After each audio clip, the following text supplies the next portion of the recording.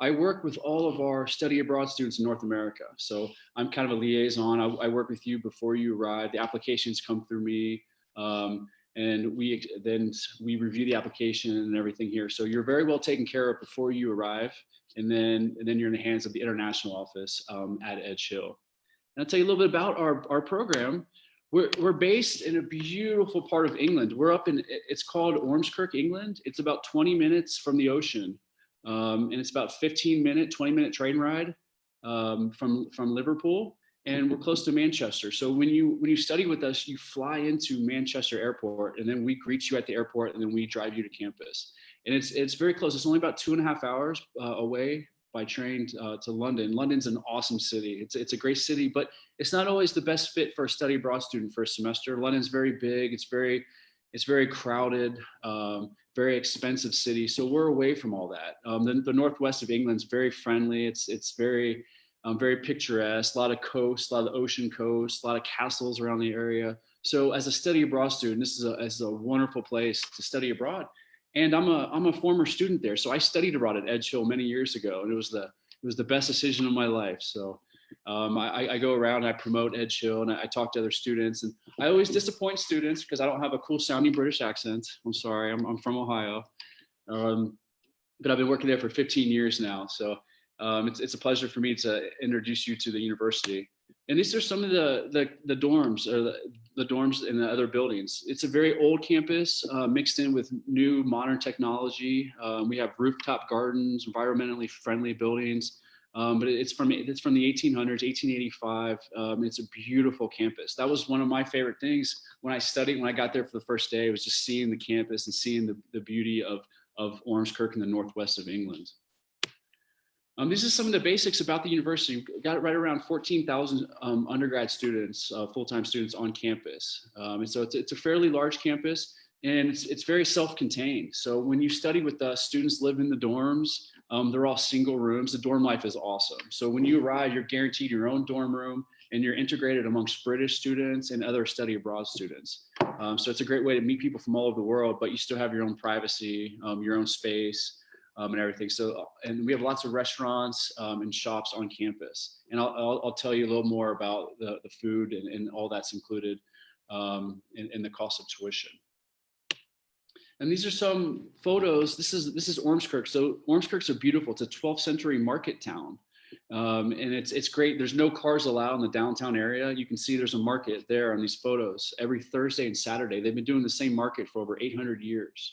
So there's a lot of history. It's wonderful to see people are buying things, selling, trading, bartering. If you need something, you can go into the market and just pick up just about anything you need, whether it's electronics, whether it's pot, Tupperware, clothes, you name it. And there's no cars allowed, so it's just pedestrian walking only. It's a very safe, very friendly. It's an awesome town to be a study abroad student. And like I said, it's only a 10, 15-minute walk to campus.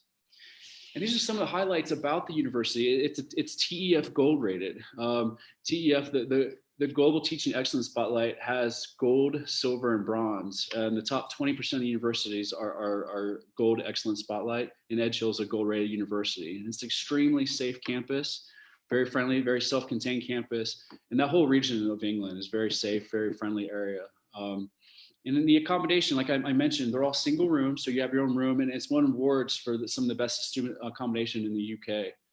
It's a lot of brand new accommodations that include their own bathroom and shower in the room as well. So, and then this was also University of the Year in the UK in 2014, 2015, in all the UK. These are some more photos. This is Liverpool. Liverpool's such a fun city. It's right on the Irish Sea, and when it's warm weather, students can hop on ferry boats and they can be in Dublin, Ireland in 3 hours. You can from Liverpool, you can take trains all over the UK. Get the Beatles Museum. We have the Slavery Museum, the Liverpool Tate Museum. So there's a lot to see, a lot to do in Liverpool. It's a very walkable city. Like I said, it's only about 20 minutes by train from Ormskirk. This is a little information about the university, about our study abroad. So when you study with us, you can go in the fall semester or spring semester. Most students take 3 courses, which is equal to 60 UK credits. That's what all the British students take per semester. So 60 UK credits is equal to 12 US. So you can take 3 classes and get 12 credits. But if you have approval by your university, by USD, you can take a 4th course at no extra cost and get 16 credits. But you have to, the students all have to get approved by their home university for that. And there's no visa required for a semester. So students from the US, if you want to go to England and study abroad for a semester, all you need is your passport, and then we send a student visitor letter to you in the mail by DHL or FedEx, and you just show that to immigration officer. So it's very easy when it comes to applying. There's no extra hurdles with trying to apply for a visa and that waiting process, and visas can be pretty costly. So there's none of that when you study abroad for 1 semester. And these are the popular subjects. So these are what students mostly take. We have a really big business, criminal justice, performing arts program, along with history and health and geosciences as well. And students can mix and match. So if you're a criminal justice major, you can take criminal justice courses, but you can also take computer science, you can take history, you can take a business course. So it's up to you, and you get everything pre-approved with your academic advisor at USD before you apply and get accepted. And this is Chester, England. So we have lots of different cultural excursions for students during the semester. So during orientation week, we take students to Wales, we take them to Chester, England, different parts of the UK. So that's all included. And then during the semester, we have some optional trips as well at a small fee that we can take students to the Lake District and different parts of the UK. So definitely, it's an education system, and it's really important to have that education as well. But we'll also want you to travel, because when you travel, you're building so much confidence and that you can go different places, you can be part of different cultures and different communities. So we really practice that at Edge Hill, and we have orientation for that about travels and places that you can go. And this is what the program includes. So our cost is in US dollars. So we charge a total of 10,715 USD. That's for the semester. And it includes all this right here. So you have your pre-arrival support from me and from other staff at Edge Hill, airport transfer. So you arrive to Manchester, and we're there to pick you up.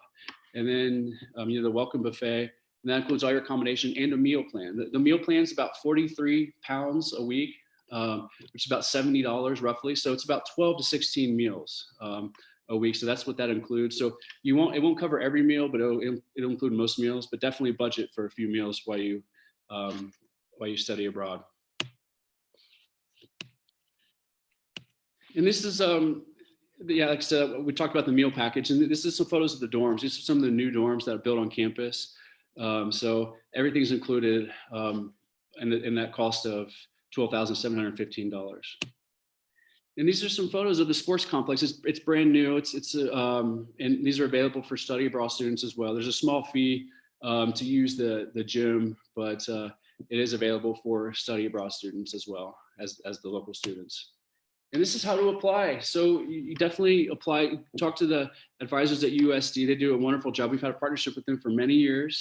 And then when you get accepted, you apply to Edge Hill. We have a online application form that's pretty simple. It's only 1 page. So it's 1 page that has your details and the courses that you want to take. And then you get those approved, and then everything gets submitted online. And then you get the next steps where you have to submit your transcript, an academic reference, a copy of your passport, and a statement of purpose. And then we review all that, and then we'll send you an email acceptance. And then we'll also send you a student visitor letter that you need to bring with you. So the application process is pretty simple because there's no visa required. And this is our team. We got a fun, crazy team over there, and this is a Christmas party. So you're very well supported, and student support is very important for us. And our doors are always open. We have an open door policy. Students can come in, and if you need information about travel, about going to London for the weekend or going to Ireland, we're there to help you and support you any way you need. And you have an academic advisor as well to help you out with your courses. If there's any questions about your courses, if you want to change courses once you're there, you can do that. So that's our staff on campus. And this is my information. So I'm based in North America. So like I said, I work with all the students from North America. So anytime you have questions or concerns, comments, if you need course syllabi, I have all that on file. So please send me an email. My job is to make your job as easy as possible. And my job is to get you prepared before you arrive to Edge Hill and studying abroad in England. Okay, well, that's the presentation, and I'm here. If you have any questions, please let me know. It's been a great partnership with USD through the years, and we always love receiving the students from USD. Okay, so thank you guys very much. Does anybody have any questions for Jason? I thought of one as we were listening to your presentation. The dorms, are they single dorms, double dorms? Do they have roommates? So in the UK, it's very different. The British don't like to share. They say all dorms, all accommodations in the UK are single, and it's the same at Edge Hill. So every student's going to arrive to campus. You're going to be welcomed by a staff member from Edge Hill, from the international office, and we're going to take you to your dorm. So you're going to have a single room, but then you're going to be integrated with British students in the dorms, and then other study abroad students. So that's a good question, and we don't like to put all the study abroad students together. We like to mix the study abroad students in the dorms with the British students, because we want it to be a British experience. We don't want it to be just a study abroad experience. We want it to be the full British experience on campus.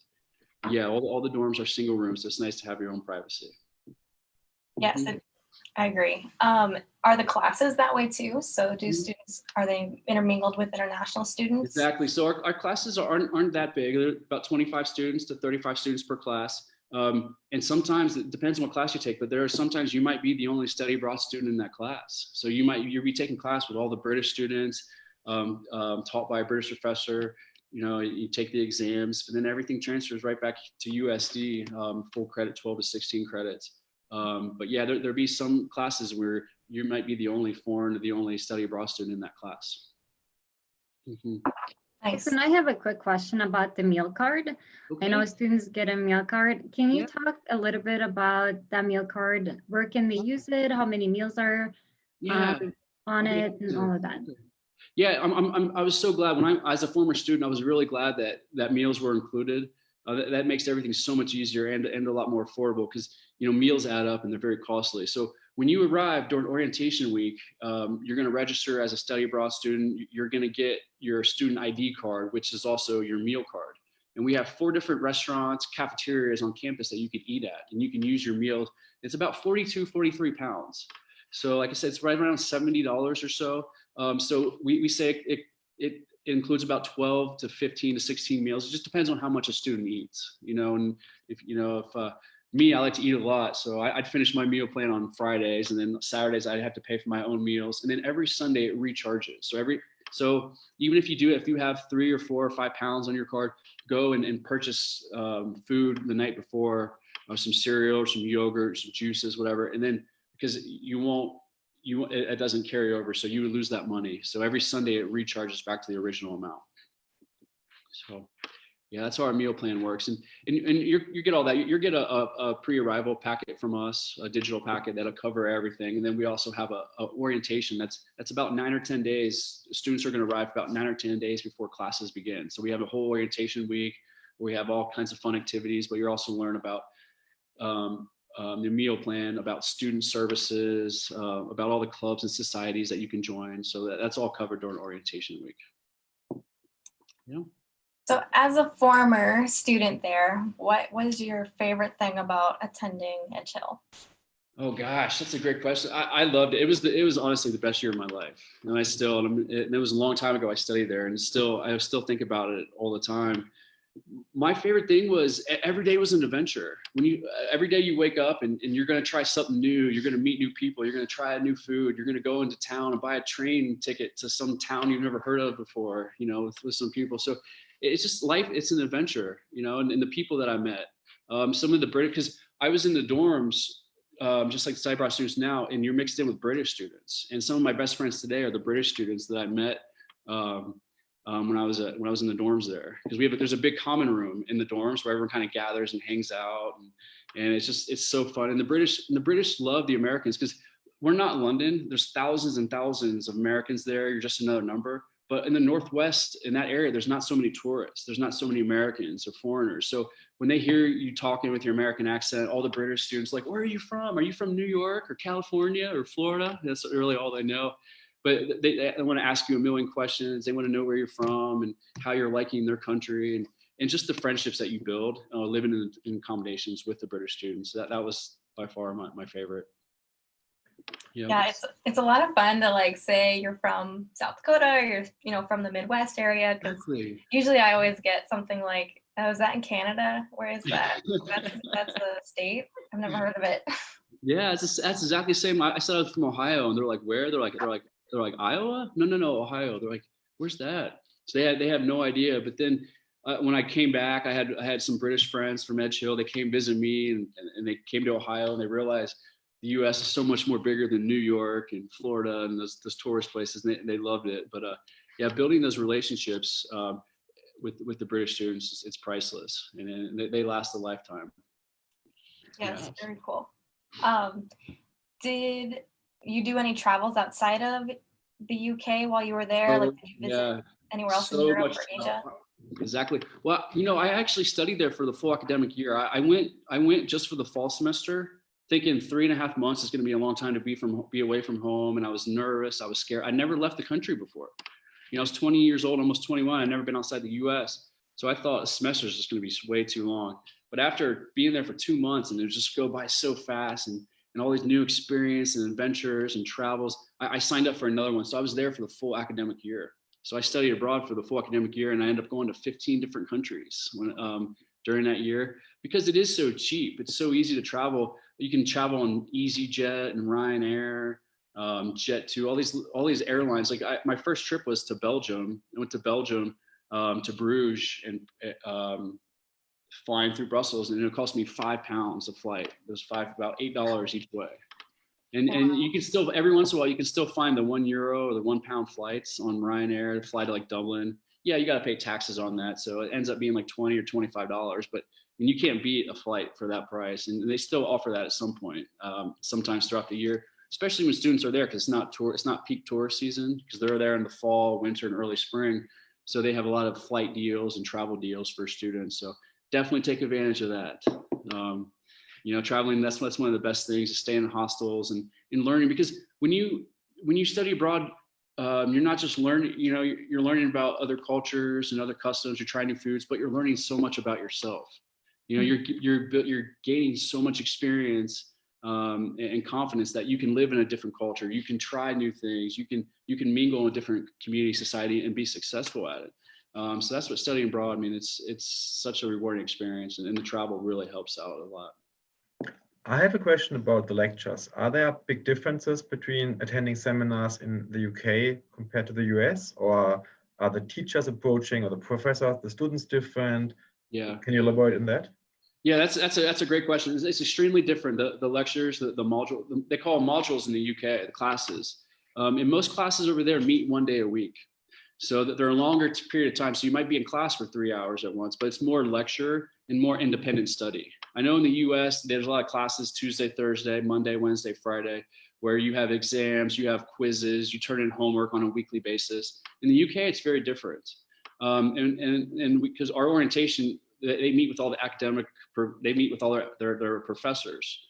So they have an idea of the outcomes, the content hours, all that stuff. But classes usually meet 1 day a week. Sometimes there's a lab or a group discussion on a separate day. But yeah, and then it's just basically based on a midterm and a final paper. So that's the grade for the semester. So it's not like turning in homework or quizzes on a regular basis. So it is a lot more independent study. But yeah, that's definitely the British system. It's very different than the US. But the US students adapt really well. And they like that more independent study, for a semester, and realize, being on their own, going to the library, keeping up on their readings. And even the books, the textbooks, they don't have textbooks like in the US. The books are all in the library and students can check out. They don't pay for books either. So that's always a big plus, because textbooks are so expensive in the US. Yeah. And do the British or the UK professor accommodate to American English writing?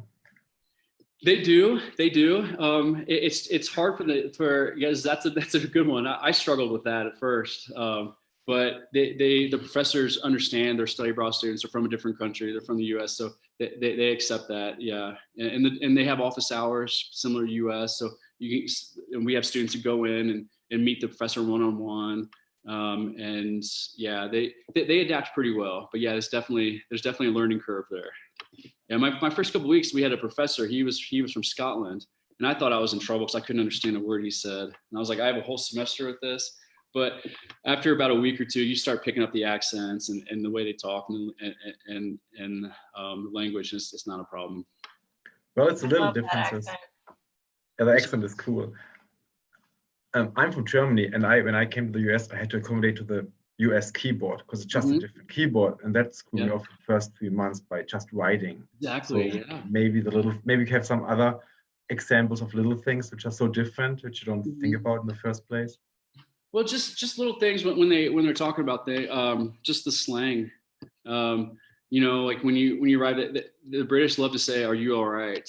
You know, like, "Hey, how are you?" I'm like, and I thought at first, like, I must look sick or something, because like, "Oh, you all right?" Like everyone's asking if I'm okay, so like, oh gosh, I must not look well. But you just learn to get that. You just learn the small things. But when it comes to like, they call classes modules. You know, I never heard that before, so I'm like, module? What is this? Is something new I signed up for? You know, not a class or a course. So it's just small stuff. But yeah, when it comes to writing and it comes to we receive about 40 to 60 US study abroad students a semester. So it's not a big program. I know there's other programs that receive hundreds of US students. We're pretty small and we like it that way. It's more, you know, unique program where we have US students, but it's very British. About 95% of the student population are British students. And we have some other European students on Erasmus as well, and other international students. But we are used to receiving US American students with a different education system, different writing techniques, but the students do very well adjusting and adapting. Jason, can you talk a little bit about clubs and organizations USD students would be able to, I mean, they should be able to join the clubs. Exactly, and they're highly encouraged. And that's so much fun. That we have a large student union. We have over 50 clubs and societies, and we have that on our website. We have a list of all the clubs and societies. We have, for example, Disney Club or Comic Club, Dancing Club, Outdoor Club, Video Game Club. I mean, there's so many different societies out there and clubs that they meet twice a week. It's usually once a week on Wednesdays. And as a study abroad student, you can join all these clubs, all these societies, whether it's sports clubs. I joined the basketball club, and we had tournaments in Spain and Ireland and Wales when I played. So, and that was paid for by the student union. So it's a very good opportunity because it's a nice way to be part of the EdChill community. You're meeting a lot of the British students that you wouldn't maybe necessarily meet in the classroom or you're living next to in the dorm. So we have lots of clubs, lots of societies.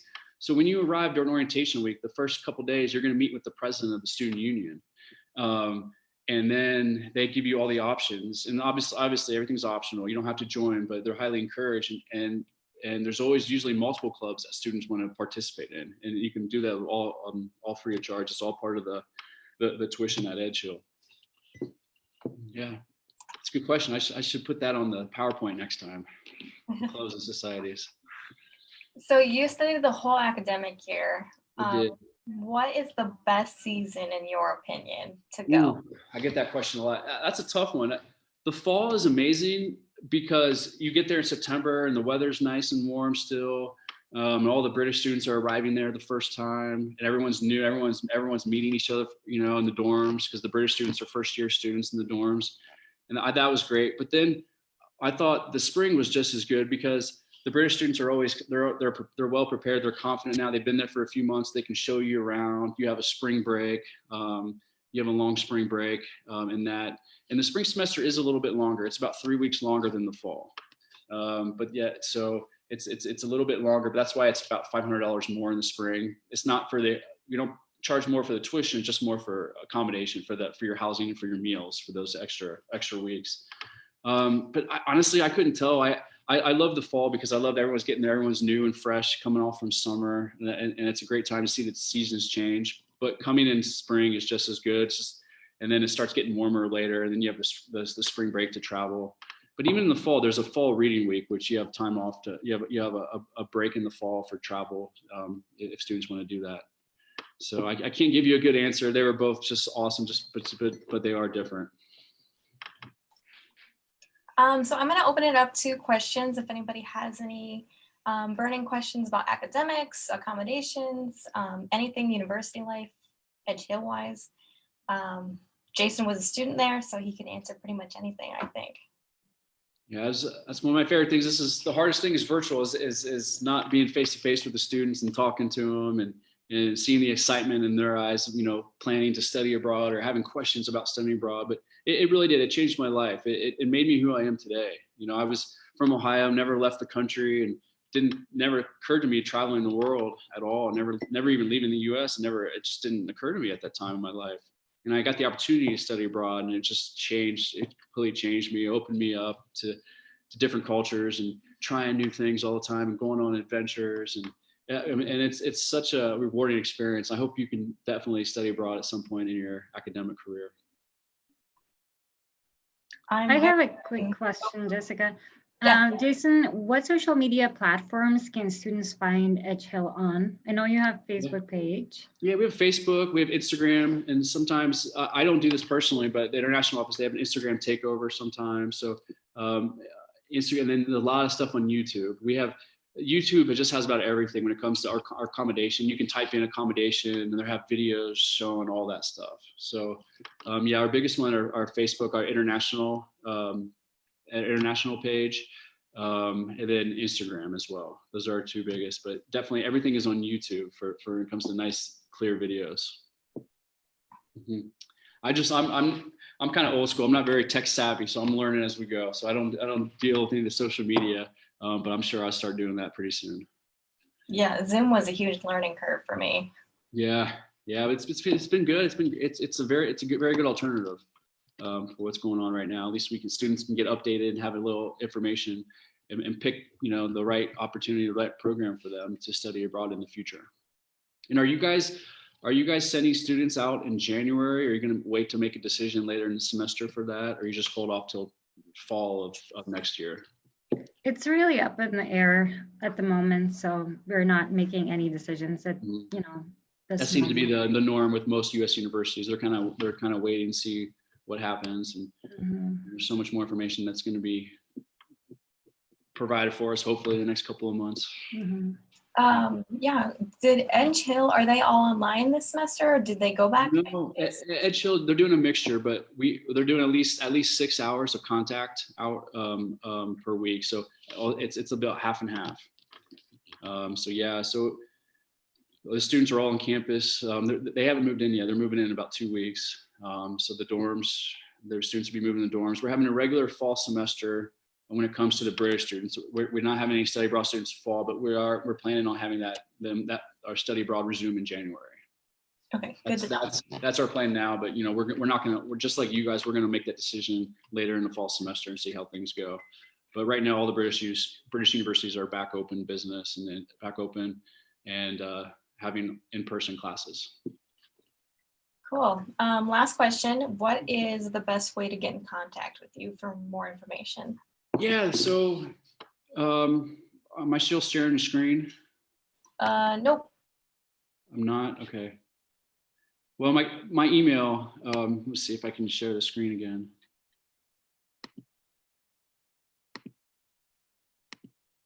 Okay. Can you see the screen now? Yep. Okay. That's the best way. Just send me an email, and I'll respond to you right away. Some of the biggest questions students have are, tuition costs, what's included, but also course syllabi. So we have a study abroad course catalog that students can see. Actually, I could probably go to that real quick, but if you want to keep track of my email address right there. So